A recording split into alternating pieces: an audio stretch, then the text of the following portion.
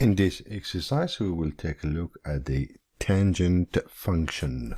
The interval we're working with is 0 degrees inclusive or included in the interval. 90 is not included. You can see it's not included. The reason for that is obvious because the function tan cannot take 90 degrees. If you put in tan 90 in your calculator, you get an error. So at 90 degrees, that is an asymptote. So let's mark it in our grid here. So that's my asymptote line, x equal 90 degrees. Clearly marked there. Right, so what about the values from 0? Let's start from 0. When you plug in tan 0 in your calculator, you get 0. And if you plug in another value, let's say 45, you got 1, and so on. So the function or the graph will increase alongside the asymptote, but never crossing it. So it's going to look something like this.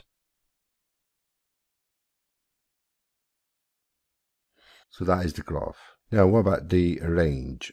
Graphically, tan x is above the x-axis, so basically on the positive y-axis. So we can say for the range, y is greater or equal to 0. So that's how you sketch the graph tan for this particular interval.